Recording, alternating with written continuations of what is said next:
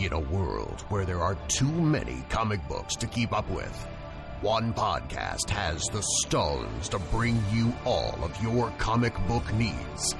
Week by week. Book by book. One epic show. You are now tuned in to Nerd Church Radio.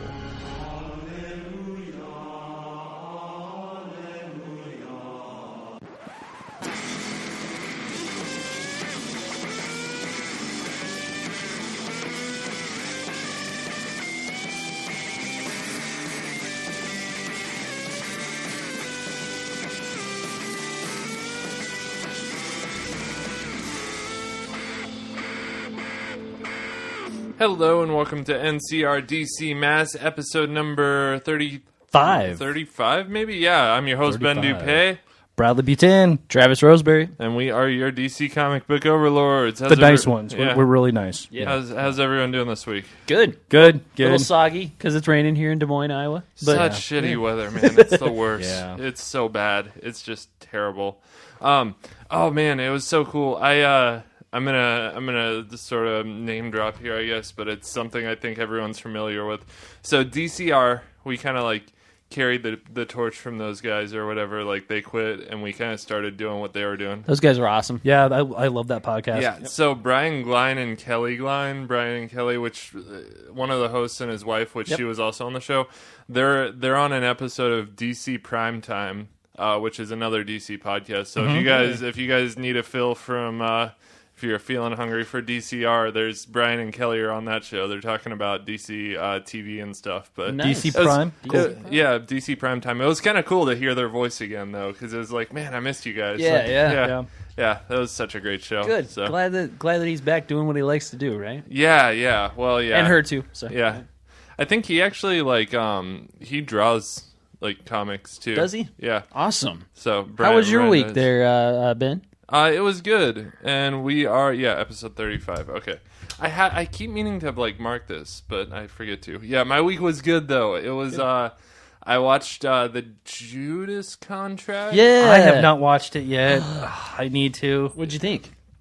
It was good. It was okay, I guess. Yeah, there were parts that were a little odd, but at the same time, it was a little forceful dialogue sometimes. It was just I don't know. We talked about it a little bit on Communion, but it was I felt like some of the sex jokes between Nightwing and his girlfriend were the first one was okay, that's funny, I guess, but it seemed a little forced, and then they make more, and they just have to rub your face in it, Nightwing's grown up, and he, it's just, but otherwise it was pretty good.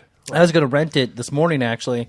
But then I'm like, well, Travis said maybe not the kids, so I'm like, I turn around and there's my 7 and 4-year-old because they have been attached to me for the last 12 hours.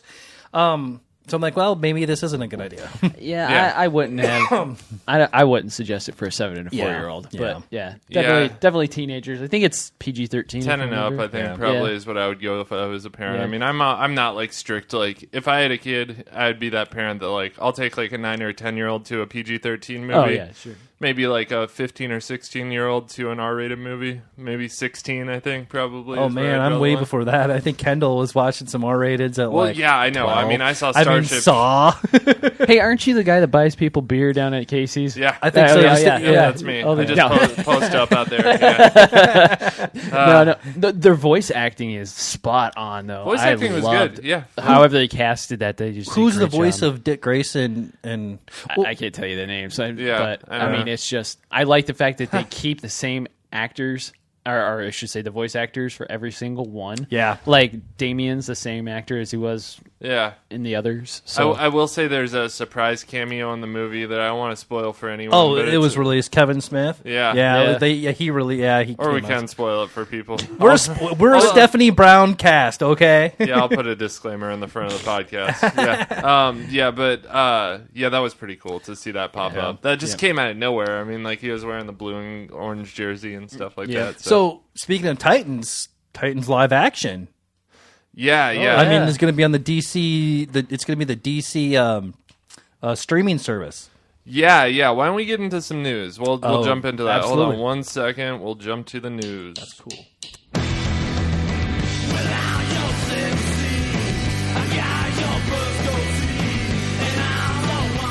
All right, so for news this week, we have it's pretty old news, but I think we maybe talked about it a little bit last week, but yeah, DC streaming service, and I've actually, there have been a couple new developments on that, I guess, that I heard on DC Movie News, but the first thing is, I guess that it's rumored to be kind of like this thing you pay for every month that you get access to every DC animated thing that's ever been made. Like a total library of all the DC animated stuff. Right, and then Arrow, Flash, and all that. I mean... No, that's... CW stuff is staying on CW. As far as, I don't know, it's rumored, but I think, that there are contracts with that and stuff. And they shoot, in specific locations and stuff. Right, because I wondered, because I know that the showrunner of Arrow, Flash, and all that, what's his name, Guggenheim or whatever... I don't know that guy. He's going to be headlining the Greg Titans. Berlanti? Berlanti, yeah. He's going to be in with doing the Titan series. Yeah, I think it's him and Jeff Johns that are doing it, but I don't think... You don't think it's a part of the Arrowverse? I don't think it exists within the same universe. I think that gets into, contract problems and stuff like that. But I don't know. Maybe I certainly want it to. I mean, that would be freaking and it should. Sweet if it did. Yeah, But yeah, that to me, at first I was like, I don't know, even if it's $3 a month, I don't know if I want to pay that much just for access to a Titan show. But if I get access to every DC, Batman the animated series from the 90s, if I get access to all that for $3 a month or $5 a month, I'm down. I'll pay for that. For sure. It just make it worth my money. So yeah, I really wish DC would do the and they aren't going to. They've said they're not going to. But the thing that Marvel Comics does with their comics, where it's Marvel Unlimited, and you get access to 12,000 titles, and it rotates or whatever. And it's just on the cloud somewhere. And yeah. But that would be cool if DC did that. Other than that, got a little bit of new development that we talked about. On news, some people listen to Communion, some people listen to our show, so I kind of bring stories up on both of them. But we talked about this a little bit on Communion, but DC announced a new line of comic books that's going to be coming out called Dark Matter. Have you guys heard about this yet? No, what is it? Okay, so I'm stoked about this because I feel like DC Rebirth has played it super safe with so far into DC Rebirth, we've just gotten the main stuff. There's not been any weird, I Frankenstein titles or any weird things like that. So, I've really wanted them to sort of branch out and get into, weird new ideas and stuff. Okay. So, in that vein, we have the Dark Knight Metal coming out with Capullo and Snyder. That's going to spin off 5 new titles, and I'm going to read these synopsis to you guys. So first off, we have The Silencer debuting in September, and there's some star talent on these. Written by Dan Abnett with John Romita Jr. on artwork. Honor Guest was the world's deadliest assassin until she traded it all for a chance at a normal life in suburbs, free from constant death and destruction, but as her former life comes back to haunt her, Honor must strip away her suburban persona and protect her family as the Silencer. So that sounds like it's going to be pretty cool. So yeah, that sounds like it's going to be pretty good. There's some, it's like an assassin type girl or whatever. Her costume looks a lot like Orphan too, just from there's some little sketches or whatever, but super dark assassin girl. Next one's called Sideways, and this is actually written by Dan Didio with Justin Jordan art. Dan Didio and Justin Jordan and art by Kenneth Rockefort. Kenneth Rockefort. Yeah. Awesome art. I'm saying, man, they're putting some star talent on this. Yeah. And Dan Didio writing a book, he's big. So forever changed by the events of Dark Knight's Metal, a teenager struggles to live through high school as he comes in contact with the dark matter and gains the power to teleport through the dark dimension. But each leap brings the new hero one step closer to succumbing to the allure of his new power. So, dark dimension, dark matter stuff. We talked on the show, and I think what they're going to do with this Dark Knight's Metal thing is going to be it's almost going to be like an Amazo virus that kind of gets released, except it'll be dark matter that kind of gets released and affects the populace maybe and spawns off some new titles off of that. Yeah, so next one is Immortal Men, debuting in October. This is what I can't wait for. Yeah, written by James Tynion the fourth, and art by Jim Lee on this one. Born at the dawn of time, 5 siblings find that with eternal life comes eternal war. So kind of like some Vandal Savage stuff type thing. As the forces of destruction march into the modern world, they operate from the shadows, recruiting the elite against the foes who seek to bring about Armageddon. They are humankind's hope sprung eternal. They are the Immortal Men. almost reminds me of when you and I were putting together the Wanderer book that we were trying to put together a little bit. Anyway. Yeah, it's kind of got that whole like Vandal Savage been alive forever type thing. So, Damage debuting in October. This is written by Robert Venditti, which he writes for what? He writes for Hal Jordan and the Green Lantern. Yep. And art by Tony S. Daniel, which he's on Harley Quinn right now. Ethan Avery only wanted to serve his country, but promises of becoming the ultimate weapon leave the new recruit living a nightmare. Cursed with the ability to unleash an unstoppable monster for 1 hour at a time, Ethan only wants to live out his life in peace. But if he can tame the monster inside, it might just be able to do more good for the country than Ethan ever expected. So he can like release a monster every hour. We were talking about this. We weren't sure if this was something where it's like he can release a monster every hour and then he has like a cooldown period like in a video game or something. It's like I don't know how that's gonna work, but it sounds pretty cool. Yeah, cool. And then there's New Challengers, which is written by Scott Snyder, art by Andy Kubert. Characters live on borrowed time, running from death towards the greatest mysteries, wonders, and terrors of the universe. It's a new cast, new mission, but in conversation with the history and greatness of the original Challengers of the Unknown. The story starts with Challengers Mountain returning after having been missing for years and only gets wilder from there. So I don't know anything about Challengers of the Unknown. Yeah, me neither. Guys?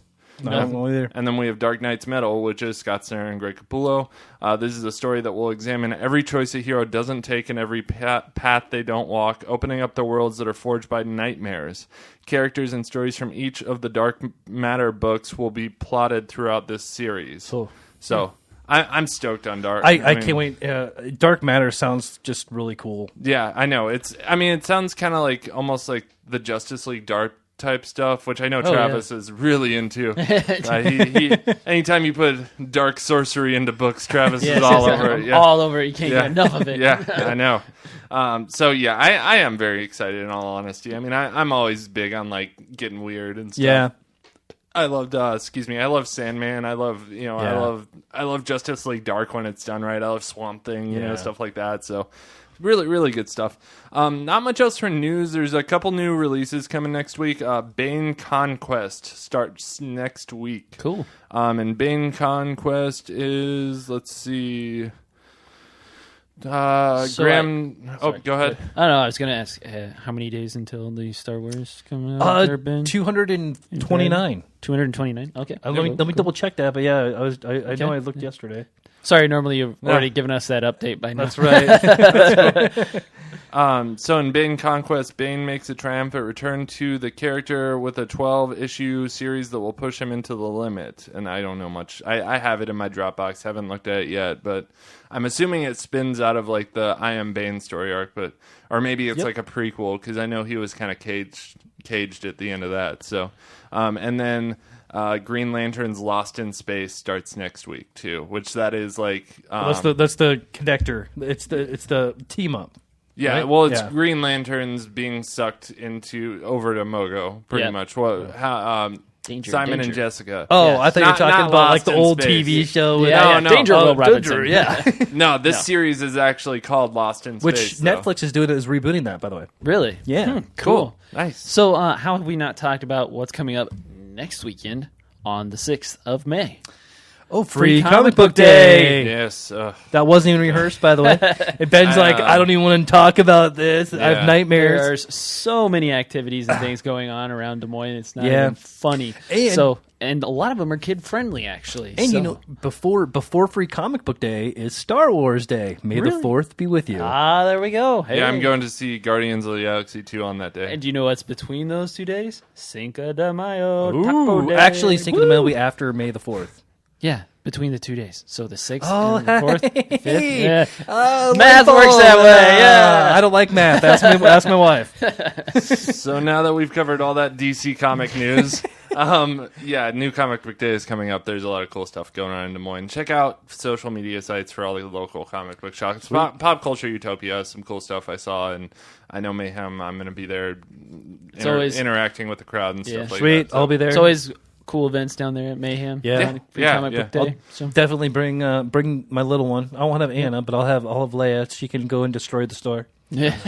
Yeah, I'll be the one to clean it up too. So, all right, cool. So with that, a couple of things. Other than that, we are a spoiler podcast. Stephanie Brown. Stephanie Brown podcast. We are going to be spoiling all of the comic books that we cover this week.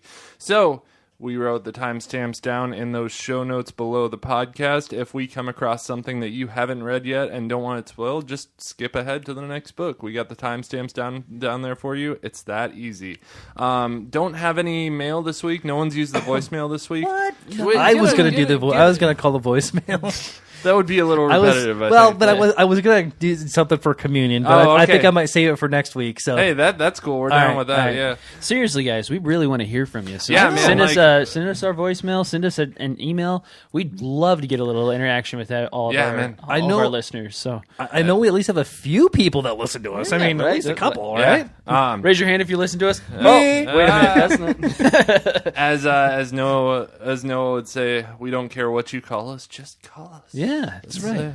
So yeah, we do really, really, really want to interact with you guys. So just send us an email message. Tell us what you think about DC Comics. That's all we want to hear. Yeah. I want to hear theories. I want to hear some theories on where Rebirth is going. Who killed Thawne? I mean, geez. Yeah. Your best like Batman impersonation, or your best Ben's Batman impersonation. Yeah, there you go. Yeah, there we go. Get real weird with it. So, and then also we do have a Patreon page. So if you guys want to donate to us, we're located at patreon.com/nerdchurchradio. You can donate to help us keep the lights on, and that's all I'll say about that. Let's go on to the book reviews.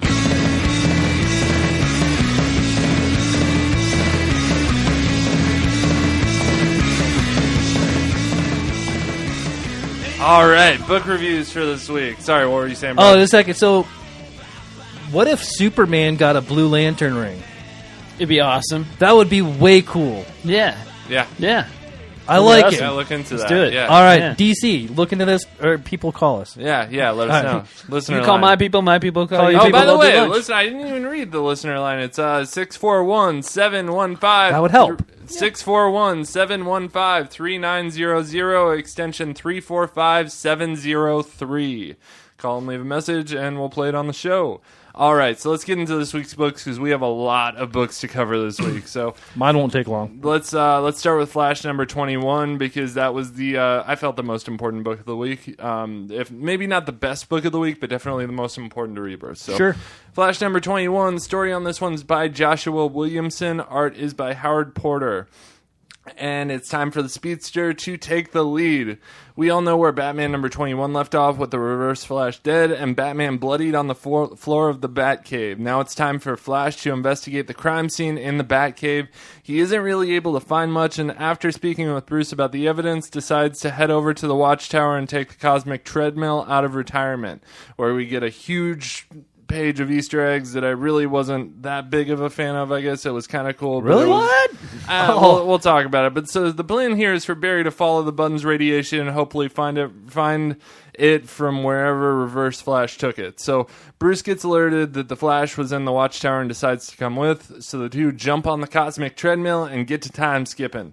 And where they end up is totally awesome. It's the Flashpoint reality and Batman's father's Batcave, and now for the first time in comic book history, Bruce is reunited with Thomas, his father. Oh, speaking of when you were talking, this reminded me of something that I should have said in the news. Robert Zemeckis is in talks to direct Flash. Oh, okay. Who was the director of Back to the Future. Anyway, cool. Nice. So, hey, I dig it. So, sorry, I got to retcon that statement right there. You said Bruce is, first time in comic book history, Bruce is reunited with his father. Not really true. Oh, it's not true? No. Pre-52, there was the Superman Batman series that ran, and it went into an alternate reality type thing, and the parents of Bruce Wayne never died, and he didn't become Batman. Alternate reality or separate Earth? Alternate reality. Oh, okay. So same type thing as this. Then. That, and in every book that they put Bruce with his parents when they get shot too. Yeah. But so, I got you. No. I will say I like this issue. I like Tom King better than I like Joshua Williamson. And it kind of bummed me out when I heard that Tom King's not going to be writing his other issue of this. Yeah. It's going to be Joshua Williamson on the rest of it.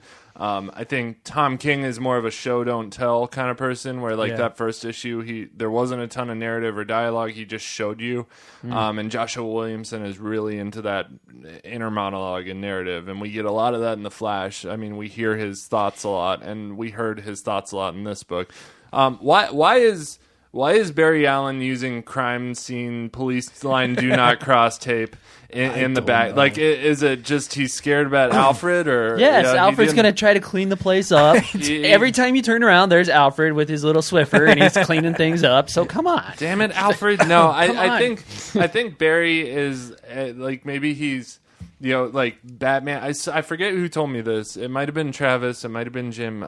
But someone told me like, maybe Bruce has been out for a long time, and Flash is just bored, right? And he really wants to be able to tell Bruce what happened before Bruce tells him. So he wants to kind of impress Bruce. So like, he's waiting for Bruce to wake up, and he's like speeding around, and he gets bored, and he puts up crime scene tape and or whatever. That's kind of my take on it too. And also to address the Jim Williamson, I like it because both Flash and Batman always have more of inner dialogue than out dialogue. Because I don't personally, for me, I mean, like, that first issue, I knew what Batman was going through. Right. I didn't need him to spell it out for me in a thought bubble. Like, you can see it. So I guess like he kind of takes the long way and sort of like telling us what Flash is thinking. It's like, yeah, we get it. Like, I understand that Eobard Thawne, your mom's dead, all that stuff. But anyway, the Easter egg page,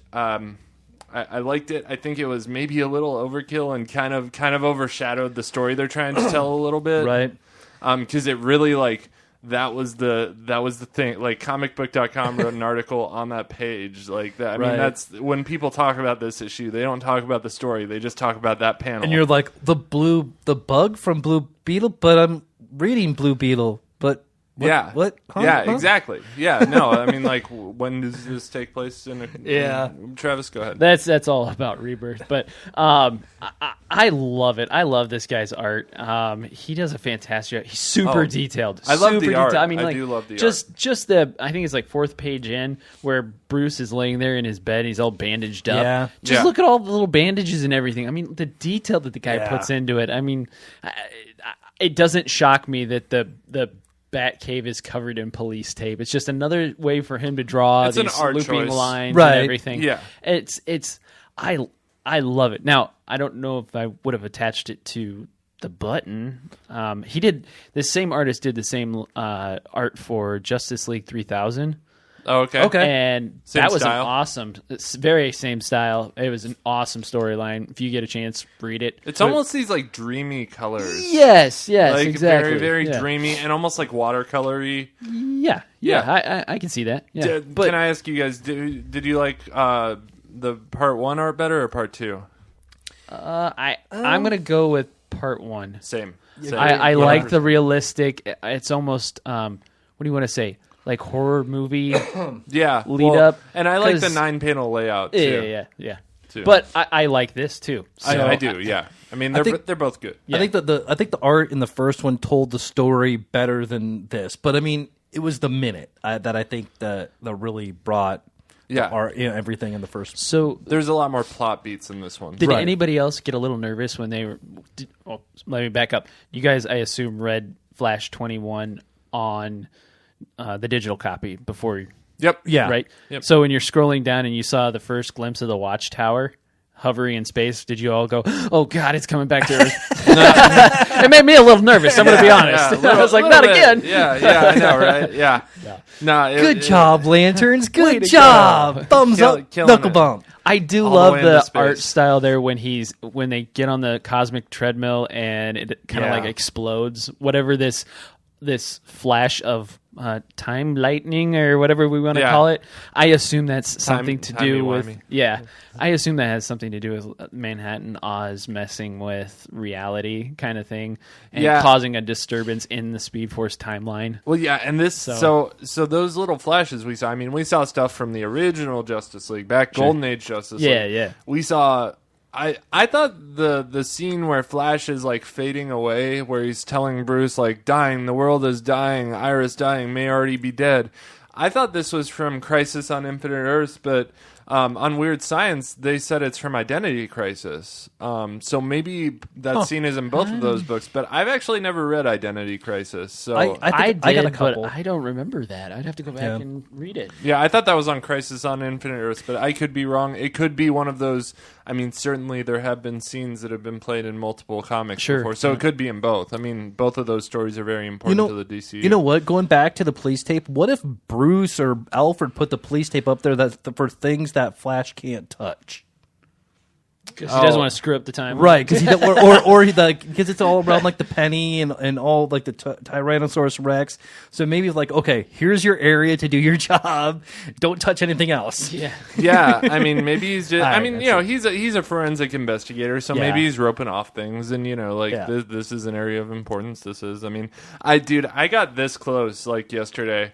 To getting out like a whiteboard or those boards that you stick pins in, and actually like setting up like a serial killer wall, except of like DC Rebirth, and like making connections and like actually because it's getting so complicated that I really want to like do that just to sort of like maybe I can figure some stuff out in that way. Yes, I was trying to explain when sorry, everybody's giving thumbs up. Like, let's do it. I'm going. I think I'm going to. We can put it on the page. When awesome. When Flashpoint happened, I was trying to explain it to my wife in real time. Right. And she's kind of looking at me like, I had lobsters crawling out of my ears because she doesn't really care. Right. But she's being nice and she's listening. Right. So I was like, no, but you got to understand that.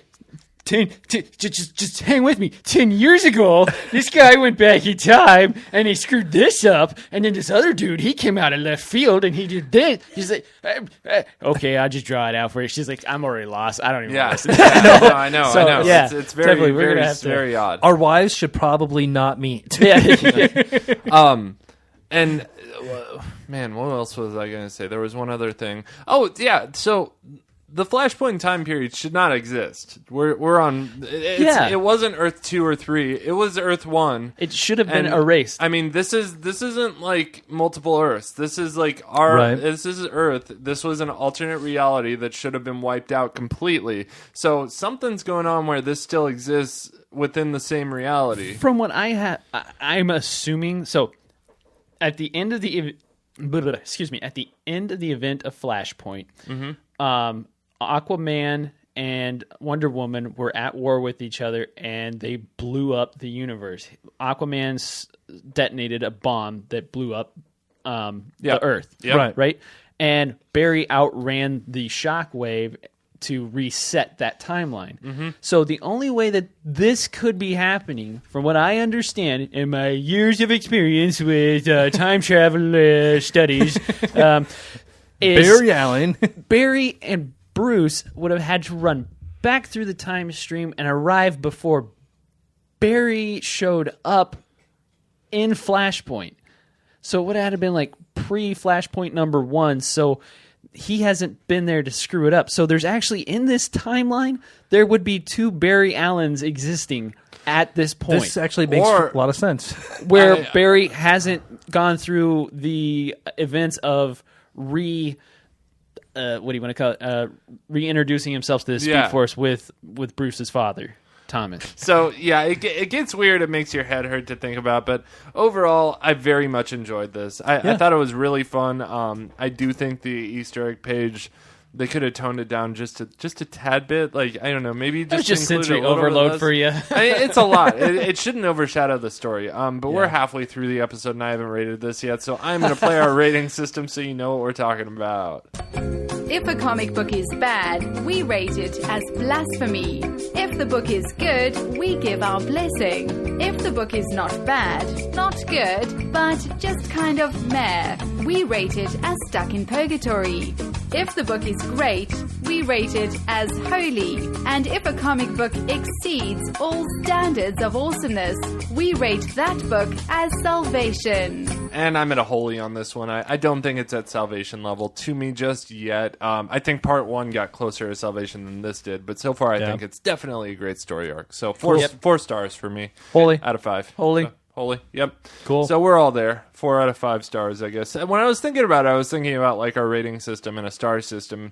It doesn't really jive with the 1 to 10 star system, but it does jive with a 1 to 5 star system. Like a 1 star is a blasphemy, a 2 star is a purgatory, a 3 star is a blessing, 4 is holy, and 5 is salvation. Yeah. So that actually like kind of made sense to me, where it was like, okay, now I can sort of in my visual mind like relate these terms to something visual. So it's kind of like the ratio between unicorns and leprechauns? Yes, very much so. Yeah, there's a conversion right there. Right. Speaking about weird things that are slightly confusing, let's talk about Action Comics. Oh, man, of course he's going to do that. Sorry. I just put down my notes. I thought he was going to go to the Scooby-Doo team-up, actually. No. One of these days I'm going to cover the Flintstones on this show. You know what? Let's do a special episode. Let's do a special episode where we can cover Scooby-Doo, Flintstones. I think I'm actually... I think I'm going to write a review for... Ren. I think I'm going to write a review for Flintstones this week. So, but Action Comics. Action Comics number 978, The New World by Jurgens, Churchill, and Hi-Fi. Which, by the way, I think you told me this, Ben. Hi-Fi is a group of people. Yep. Fantastic job, guys. Fantastic job. Very, very good work. So, not to say Jurgens and Churchill, you didn't do anything, but you did a fantastic job too. Color on this book was really good. I thought, yeah. So we continue with Kal-El and Kal-X reviewing all of Kal-El's memories in the Fortress of Solitude. Everything seems to be on the normal when Kal-El hears the voice again. And this time we actually find out what it says. It's consider the... This isn't Slytherin, Ben. Yeah, sorry. They say... That's so totally sidetracked me. The voice says, consider the long game. Golfing tips in the Fortress of Solitude? Really? I know, Consider right? your long game? Yeah, no. Okay, so meanwhile, on the surface of the moon, our digital Matrix villain guy resurrects our old friend that Superman buried there. Who is that? The Eradicator. Awesome! Yes. One of the... The Eradicator. Yes. Get to the chopper. You're never gonna make it on the moon. No, so... First, I'm going to stop right there. I like the Eradicator. So do I. Feel free to send hate mail if you want, but the Eradicator, in my mind, really isn't a villain. Before we've introduced him in Rebirth, he was more of like a Kryptonian leftover entity, and he actually tried to preserve Kryptonian heritage in pre-52 stuff.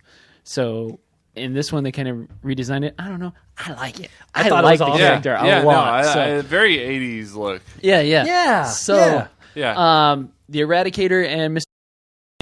Form a partnership and start recruiting and construction of their base of operations on the moon. Yep, that's right. They took over the old moon Batcave. You gotta wonder why Batman hasn't been like notified of that. It's exactly what I thought when I read it. I was like, in- wouldn't he know? Wouldn't he have a ton of sensors and those little digital robotic bats? That Well, in flew Flash out? number Yeah. 21, he was notified when Yeah, Flash the went garage to door opened. So like you're telling me he has that on the Watchtower and he doesn't have his own moon base sensor? Anyway. All right. More Superman memory stories that retells the new 52, pre-52 mythos and blends them together. Nice little job doing fan that. service. Little odd, but at the same time, I liked it. Did a good job. Yeah. Phantom projections of Mr. Oz appears and warns Superman that he is dealing with forces beyond Superman and that he is alone. Then the Sunstone panel... in the Fortress of Solitude explodes and basically knocks Superman for a loop.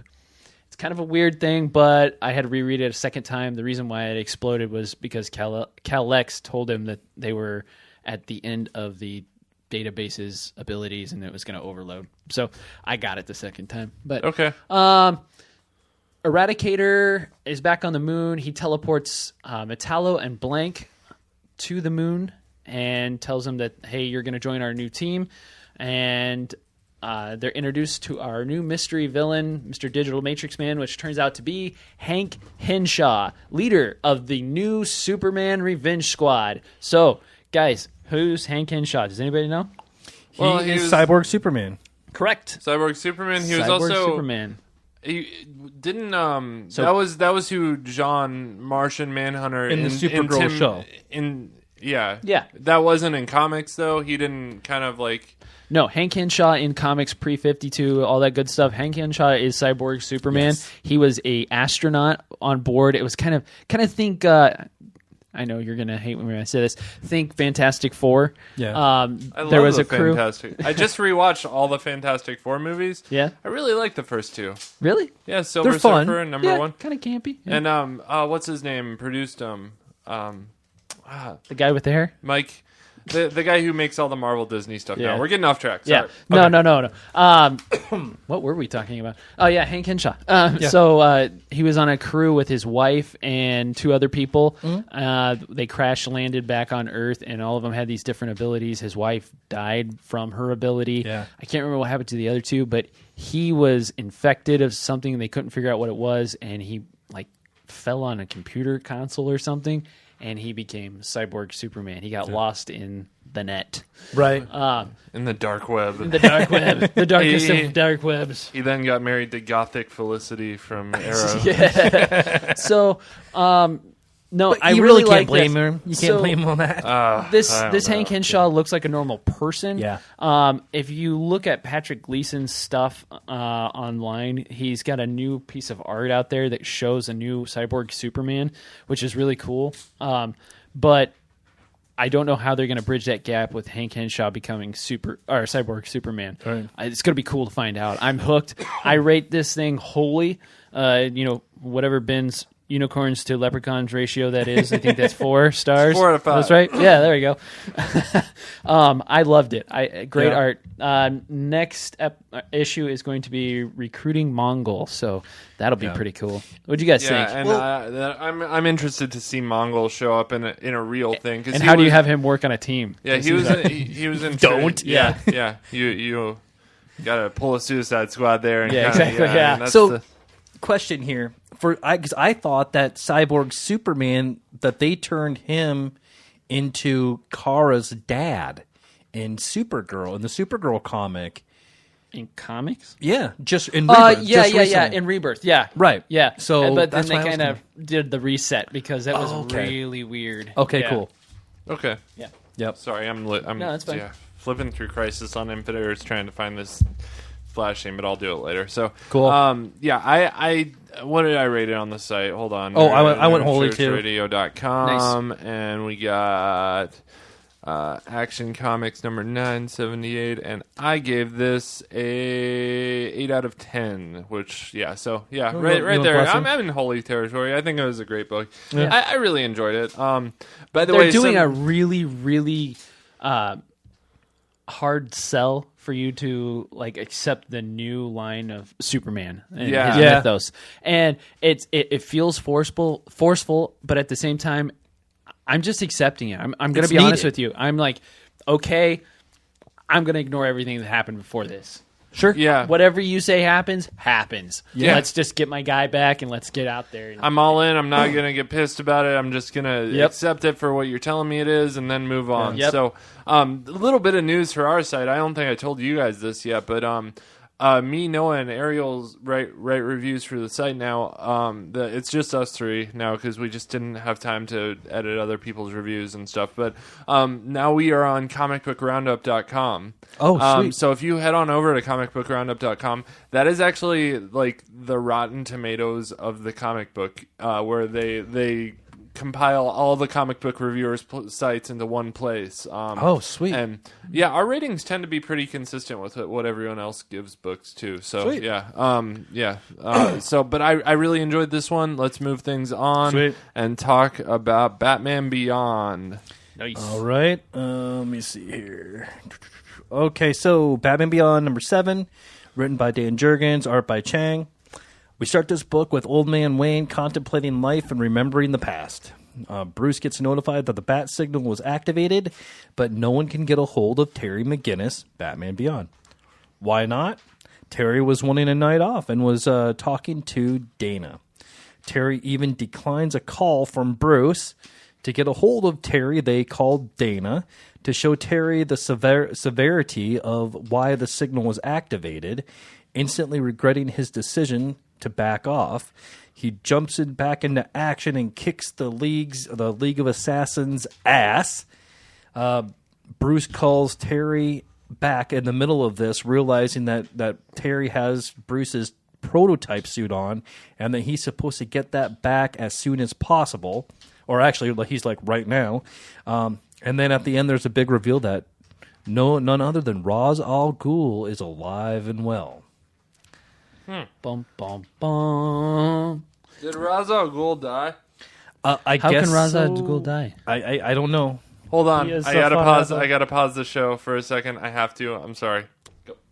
Okay. That was Batman Beyond. The art was good. It was right there in the middle for me. Why did his suit turn like the bat symbol light up? I missed the point of that. Is it like overloading or something? That's kind of what I was kind of thinking too. Yeah, they left it up to us to figure out. Yeah, gotcha. They didn't. There was no explanation or anything on that. I thought it was just going all supernova or something. You know what he did? He mixed old batteries with new batteries. Yeah, that always happens. That's the thing. That's always happens. You're not supposed to do that, people. Yeah.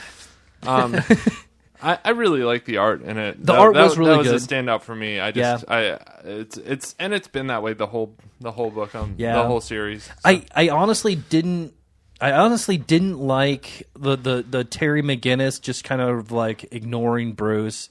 Like, okay, yeah, I need the day off, and I kind of get that, but like, okay, obviously something, if Bruce is trying to get a hold of you, then you should probably something Bruce's is serious. Yeah. So this isn't like just a little robbery going on that the police can handle. It's something a little more serious.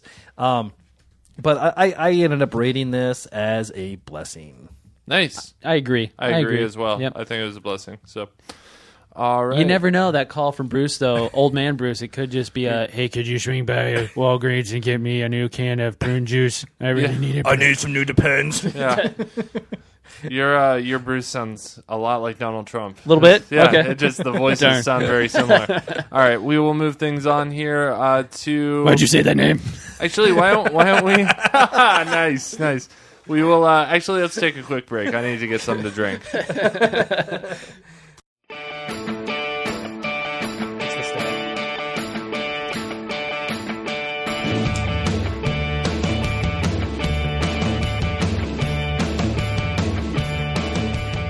All right, and we're back. And we're back with more comic miss you, Josh. Reviews. Yeah, we do. If you're listening, we miss you. Someone text that guy. I keep forgetting to. All right, let's text. Yeah, send him a text. All right. So should we do an Aussie really quick? Like, hey, we're podcasting. Yeah, sure. Ariel can take a picture of us. Yeah. All right. So next up, we have Batman Detective Comics number 955. Story on this one's by James Tynion IV. Art by Mauricio Takara. Colors by Marcelo Maiolo. So Orphan is kicking ass, and that's literally like 75% of this issue. Orphan just totally taking on swarms of the League of Shadows. With crap sticking out of her shoulders, like shurikens and it's so epic. Saw blades. It's just awesome.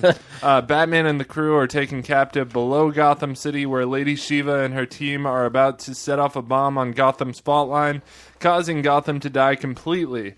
But not if Orphan has anything to say about it. She's fighting her way through all of Lady Shiva's ninja assassins and finally makes her way to Lady Shiva, a.k.a. Orphan's mother. Orphan and Lady Shiva fight for a bit, and then out of nowhere, Batman and all of his crew show up behind her, which I have no idea how they got free. I'm really hoping they explain how Batman and his crew got away, because this part really, it just didn't make much sense to me. It was like... It just came out of nowhere. I don't know. I didn't really get it. So otherwise, watching Orphan take on swarms of ninjas was a totally cool thing.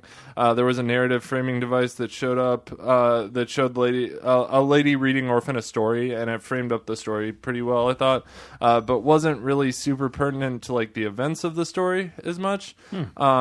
So I mean that was cool. There was one other bit to the story, but I didn't put it in my review. So let me find it on. All right, so the other part is, what's his name? Ulysses. He's evil after all. He's taking this time to develop some chemical warfare type of bombs that will completely incinerate all of the ninjas currently underground. Only one problem with that, they will also incinerate Batman and his crew. And the TMNT and anyone else that happens to be chilling in the... no! Yeah. Donatello's already dead. So, yeah. Is he? Yeah, in the comics, they killed off really? Donatello. Oh, I didn't know favorite. I know. Right? Yeah. I like Mikey the best. He's mine. Yeah. I can see that. Yeah, I like Raph. You know Raph. what? Yeah. You know what? We'll start our own TMNT crew. Sure. Sweet. We Yeah. just need one more. Josh has got the sword, so he's Donatello. That's right. Done. Leonardo. Ariel can be Splinter. Yeah. The I wise would one. never call you a rat. I wouldn't well. either. Okay, so this story, well, there were some cool action sequences in this issue. It still didn't quite hit a home run for me, I don't think. Yeah. I did enjoy the orphan stuff that happened a lot, but right now it just feels like maybe there's too many cooks in the kitchen for this book. Yeah. Too many cooks. Have you seen that video online? No. Oh, dude, it's the biggest waste of it's hard netting is what that is. I think we have issues, Travis. We haven't seen any of these awesome viral videos. What are these kids doing these days? I don't know. I'll bring up another podcast I listen to called Dude Soup, and they have a segment called Hard Netting, where they bring up, like, 1 week there was a guy who, like, kept his dead grandmother in his backyard in a coffin, and he, like, posts a video of, like, him kissing her on the cheek. It's like, that's hard netting right there. Like, weird stuff you find on the internet. Cricket. Yeah, very, very, like, funny, weird. There was another one that's like how to talk Minnesotan, and it's like this guy made. Oh, sure, don't you know? This guy made instructional videos. Oh yeah, you sent us that. Yeah. It's like how to be talk. polite. Yeah, in Minnesota. it's just so great. Another problem with it for a Batman book, we sure are missing a lot of Batman action. I will say that I was a little disappointed to find out that Ulysses is taking the evil path. Yeah. I mean, I knew he wasn't a great guy, but in this issue, we've definitely established him to be like he's a villain right. now. He was redeemable up until this. Yeah, and now he's like creating chemical warfare. It's like, okay, this is a villain for sure. So that's too bad. Overall, though, it was a pretty fun read. I don't think it's the best Batman story that's out right now by far. I think Tom King's Batman fills that void if you're just wanting one Batman book and that's all you have time for. Yep. Just read the main Batman title. But if you love Batman like Travis loves Superman and you just got to read, you read Detective Comics too. Overall, I say blessing. Good book. Not bad. Not great. Yeah. I was on the verge Purgatory Blessing, but I think Blessing's right. Yeah. Yeah, I don't think it's. Yeah, I think it's still good. It's just not outstanding. So I gotta stop us. I gotta be the nitpicky, dorky guy right here. So when we have our ratings and we say Purgatory and Blessing, it seems like it's a really negative connotation to say Purgatory, but really all Purgatory means is we're still gonna watch and read these things. We're hoping that it's gonna get better. It's just it's not fantastic. It's not even okay. It's just passable. My version of Purgatory is a 2 out of 5 stars. It's not good. It's not good, but it's also not bad yet. I mean, it's not terrible. It's just kind of blah. It's the place that you like go to I've figure out heard where somewhere. you're going next. Yeah, I think I've heard. Maybe it was Gideon that said it. Something like that. So yeah. All right. So let's move things on here and talk about Hal Jordan and the GLC. What does GLC stand for? I think the Good Lantern guys. The Good Lantern guys? guys? The Good Lantern guys starts with the Good Lantern Corpse. Corpses. Oh no, the Corpse were in Suicide Squad. It's the Good Lantern Crisis. It's the off branch to the Crisis on Infinite Earth story. Great, another crisis. Yeah. Oh, Barry. Yeah. Hal Jordan and the GLC, Prism of Time Part 2. We have Vendetti, Marion, Vines, and Roberto, or I think that's how you say it. So we've got Rip Hunter has jumped through time to deliver a warning to the GLC. I like this version of Rip Hunter too. So do I. Me too. Yeah, agreed. What better way to do that than with a burner ring that John gave him in 2047? It is literally a burner ring because it has no Green Lantern ability other than to communicate one short message. Yep, it's so, like burner ring. It's like the Green Lantern ring with training wheels on it. Yeah, right. You know, like that's what they. We're not going to give Should you be able to shoot out as unicorns. Yeah, exactly. And leprechauns. There we go.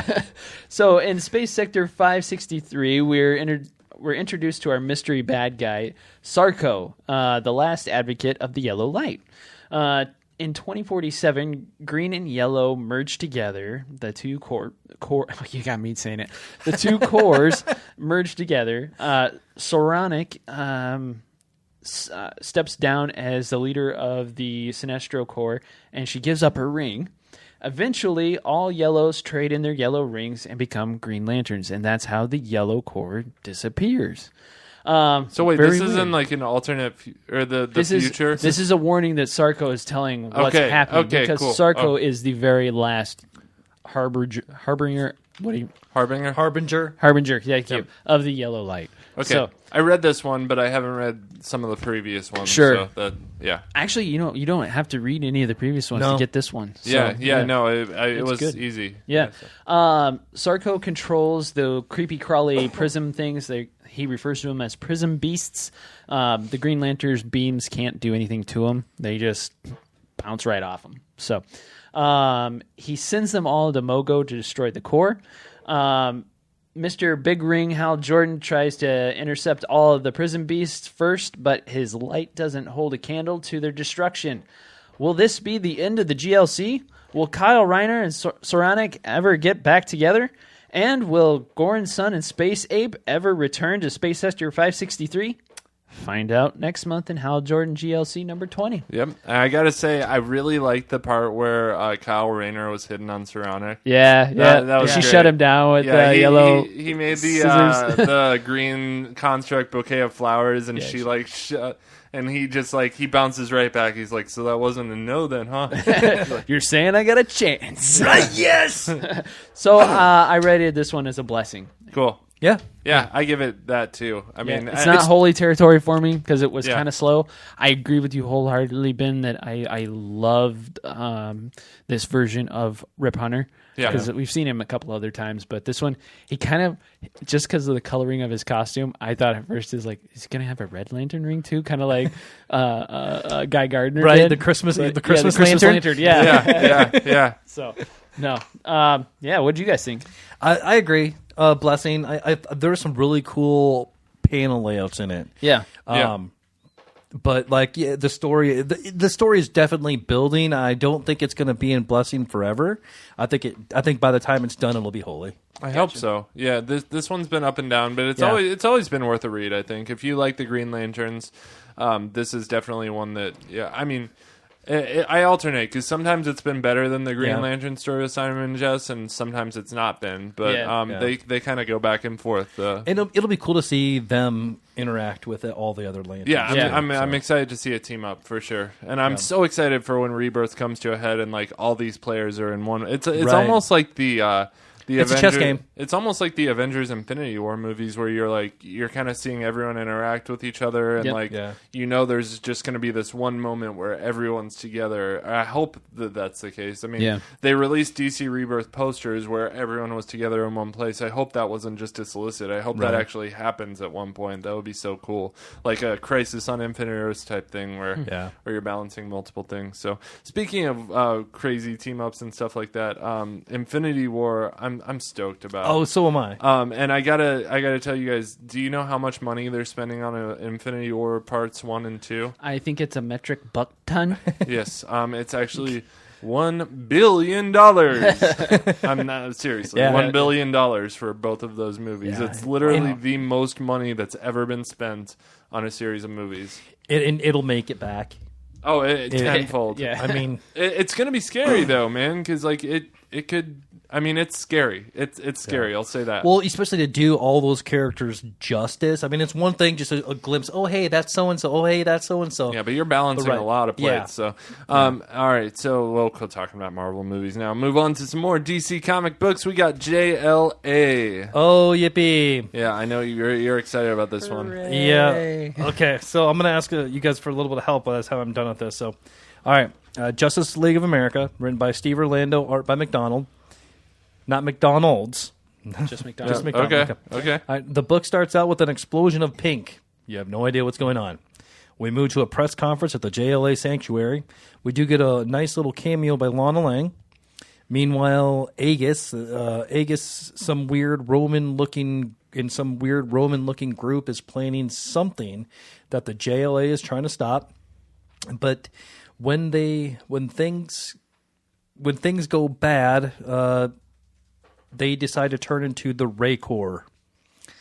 Yes, the Ray puts all these Ray construct armor on all of the JLA. It is. It's like so a they Green can Lantern fight armor. this Nicholas Agus guy. Okay, that was the book. The good. That was what was good. The bad. Oh man! Wow. The bad. The art was bland. There's no expressions on anybody's faces. The story was even blander. There was no rhyme or reason for the pink explosion.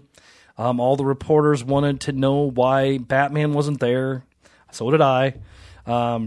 I feel this book was all over the place, choppy. There was no cohesiveness at all. If you were going to start the book with a weird stone head exploding pink, then make the story about that. Let the JLA investigate it, or at least get called from the middle of the press conference and leave to do something. I don't know why they decided to go public with the team. But oh well. Yeah, I mean, I think it's kind of like that stuff that was at the end of Justice League Origin in New 52, where they all stand up in front of the White House and, they're the Justice League at that point. This is like Justice League of America type thing. And I don't know. I mean, I don't think the art was a total wash. I mean, I think like there's something good to be found in every book. And I think like if I find something good in this book, it's going to be that the art wasn't a total waste. Yeah. Like there were some cool scenes of Lobo like just taking on swarms of people. Yeah. That was fun, I thought. That was cool. That was a cool sequence of events. Yeah. And this was there was a little bit more of Lobo than anybody else in this, which was kind of cool. But the bad guy, Nicholas Agus, seems to be decently cool. He's got this army who's he's a terrorist, and they're making weapons that are mixed fable and reality. Yeah, which is kind of cool, but I don't know. Yeah. They didn't develop anything. I feel like they need to develop some of these JLA characters a little bit more. Yeah. Also, there's this scene where like someone's like riding a flying lion. It looks straight out of Reborn from Image. Because in Greg Capullo's Reborn from Image, there's a flying lion that just chomps someone in half, and nice. That's just straight out of. So that's kind of funny. I really hated this like Ray armor that he puts on them. I mean, I don't know if they're not calling it the Ray Corps. No, they're not. Anything, that's me. It's just so similar to the like Green Lantern Corps constructs. Yeah, I mean, yes, the Ray can make constructs. That's already that. But like putting armor on all the JLA, just make a construct of yourself that's going to help out this flying army. Yeah. All right, guys. And how's he controlling all the, right? How is he have armor on 5 different people, and like while they're spread out, how is he keeping the armor on? Like, I don't know. Like, how does that work? I mean, the first time I read this, I was going to rate this as a blessing. The second time I read it, because I'm like, okay, I ended up rating this blasphemy. Oh wow! Do not. I hated every aspect of this book. Okay. I couldn't. Talk me out of it. Talk me into a blessing. Please, because I hate doing this, especially the JLA. Because I've been pretty excited about JLA. I like the fact that not all these people are known. But I didn't get there for you, huh? Yeah. What did you think, Travis? I didn't read it actually. That's the one that I didn't review. Well, I will say that I gave this book on the site when I reviewed it. I gave it a 6 out of 10. Comic Book Roundup has current critic rating averaging at 5.9 out of 10. So I was right about where a lot of people were. There's some really, really low scores. Lowest one's a 2, highest one's an 8.5, but most of them are right around the 6 range. I say purgatory. I don't think it's a blasphemy yet. As much as I didn't really enjoy reading it, I still like some of the characters just from the history I know about them, but I'm not quite there yet. Yeah, and the Lobo wasn't enough to save it for me. No, that's not enough. It's not enough to carry a book. The ending it with all the dumb, stupid armor constructs and all the JLA, and like not even guns. I mean, just like Batman or somebody has like a hammer, like a Thor hammer. Yeah, it's just like, what are you going to do with a flying lion coming at you? If you're going to do something like that, give Batman bat armor with wings or like a super batarang or something. I don't know. All right. Well, not too much more time needed on that one, but needless to say, it's definitely like not one of our favorites. So I did look up some information on Nicholas Agus though. Okay, that's where I found out he was primary Wonder Woman villain. He actually has powers. He was given a Pegasus by Bellefonte, who is a blind immortal wanderer, and he was also given enhanced strength and mystic lightning. Okay, so take that with you as you will. Okay, cool. Good history on that guy. Yeah. All right, so we will move things on to our final book of the week, and that is, sorry, I'm writing the timestamp down for this, 0045. All right, Teen Titans number 7, story on this one by Benjamin Percy, pencils by Koi Pham, inks by Wade Von Grawbadger, and colors by Jim Charalampidis. So Aqualad shows up to join the Teen Titans, but Damian totally just isn't having it. He's being a total jerk to Aqualad when suddenly the team is made aware that Bonnie Ching is being held hostage by King Shark underneath Alcatraz Island. The team goes to take care of it, and Aqualad tags along. Little minnow swimming behind him. And then Robin and King Shark get into it just as Robin is about to go down because he's hooked a grappling cable to King Shark and is going super deep underwater. Aqualad shows up and saves Damian's life. At the end, Damian admits that Aqualad can be a part of the team, and we get the scene where Damian gives Aqualad this water-resistant super suit, which is going to be his new super suit for the Teen Titans. And at the very end, we find out that King Shark was actually working with Black Manta. Yeah. And this kind of sets up the crossover that we're getting between this book and Deathstroke, which is the Lazarus Contract. So this book I thought was super fun. Just a kind of a teen superhero romp kind of book, Teen Titans hijinks, Damian being a total dick.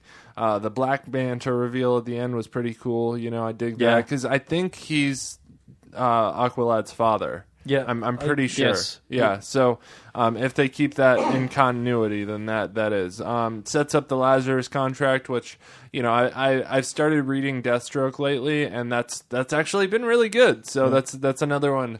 The surprise standouts this week were Suicide Squad was really freaking holy crap. We'll talk about that after I rate this one, though. So rating on this one, though, I go holy. I really enjoyed it. So anyone else read this one? I agree with you. Holy? Yep. So that's where we're at. It was what a comic should be. It was fun to read. It was, Yeah. Nice. So we'll have a little round table now just to sort of end things off. Suicide Squad. Holy crap. Didn't see that coming. They're recruiting General Zod to be a member of the Suicide Squad now. So fill me in here. Where did he come from? Go ahead. The entire don't say Krypton, okay? Because I'm not in the mood for that. Well, he actually didn't, though. He came from the Phantom Zone. Yeah. And he was going born before that. Got it. Yeah, I get it. No, something happened where he escaped the Phantom Zone, and the Suicide Squad had to try and defeat him. They had him held prisoner. He escaped. They were trying to defeat him some more. There's over the last few story arcs, I think there's been they freed him. Yeah, they freed him from a prison. It was like this black hole thing where they had to go in this underground base, and when they got there to get this the package, I think is what they were saying. Okay. They come I in, remember. and then all of a sudden, when they had to teleport into this chamber, and then when they teleported in, they couldn't teleport out or anything like that, and out came Zod. Okay. Yeah, and like the rest of the story arcs were them just kind of trying to control him or whatever. Yeah, fight. Which good luck on that. So front. basically, he's just been in a prison cell with red solar radiation holding him down, and but now he's in Luther. Yep, exactly. Yeah, yes, And exactly. now he's going to be in control by Amanda Waller. Yeah, I can't. I mean, I really wouldn't put it past Zod to freaking rip into his head, like cut into his head and rip that thing out. Oh, like, no, yeah. I mean, this guy's a savage, like straight up savage AF. Like, you know, like, I mean, like this guy, I don't know. So it'll be interesting to see. Yeah. They got me hooked. I'll say that much. So that one was a really good standout from this week. I can't remember what else we talked about. We talked about Supergirl being super. Supergirl being super. Yeah. That was a standout this week. Batman the Shadow was not a standout this week. I don't really recommend it for anyone. I didn't think it was that great of a book. Batgirl number 10 really wasn't that cool. Yeah. That was so disappointing. It was very disappointing. I mean, man, did they get a new writer or? Nope. It's just a down week. So, Wonder Woman number 21 was really good. I soak in that Greg Rucka stuff while you can because he's heading out here soon. And Suicide Squad was awesome. So that's really all we had from Communion that we talked about. I don't have anything else this week, guys. Book of the week. Book of the week. That is a tough one because Suicide Squad was so good. That was mine. But the Flash number 21, it's so hard not to give that one book of the week. I think cool. I don't know. I think there was more revealed in Suicide Squad. Me too. More twists. Yeah. I think I have to go with Suicide Squad. Me too. I am too. I think I'm going to go with Suicide Squad. I think the Flash number 21 is definitely like the more obvious choice. But I think as far as like, don't get me wrong, that was good. It was very good. It was very good, yeah. But for a book I enjoyed more, I think I really enjoyed Suicide Squad a lot. Yeah. It was a very well-crafted story. Yeah, and I don't read it all the time, and you guys are like, read it now. Right. Yeah, especially with flipped it open. Kryptonian and stuff. Oh, the Bizarros in that was so cool. Yes. And the stuff with we find out what Luther's really up to. Right. If he's good or if he's bad. Yeah. I don't know. All the we don't know still. multiple layers of things that are going on. Well, that's what I love about that book too. Is like there's no good or bad guy. They're all kind of slimy, but like I mean, they have good aspects as well. So. It's smart because Luther's like, here, have a present, and then that was what Waller was after the whole time. Time. Yeah, right. I mean, and I love the part where Emerald Empress turns them all into dead people. So that the alarms, the Enchantress, I'm sorry, the Enchantress turns them all into dead people. And Rick Flagg's hijinks with his arm missing. That was fun. Yes, that was great. Really fun. So Boomerang, not Rick Flag. God, I'm screwing up. It's with okay. the names. It's okay. I got your back, buddy. So, again, I will leave you guys with some parting thoughts here. Please write us some mail, nerdchurchradio@gmail.com. Or if you don't want to do that, please call our listener line. Leave us a voice message. We'll play it on the show. That phone number is 641-715-3900. Just dial extension 345-703. Hey, Ben. Yep. What do you call a math teacher that doesn't fart in public? What? Private tutor. Okay. All right. And then if you want to find us on gotcha. if you want to find us on Patreon, we are at patreon.com/nerdchurchradio. We write written reviews. Those can be found at nerdchurchradio.com or on comicbookroundup.com. We are proud members of the Batman Podcast Network, and we are on all social media platforms at Nerd Church Radio. Brad, where can we find you? I'm on the Twitter, which look under Bradley, BRADLEY _Butin, BUTIN. And Travis. I'm on the Twitter as well. I am at Trayton TR. That's TRITON. All right, and with that, I will say peace be with you. And also with you. Peace out, planet Earth. Go forth and read comics.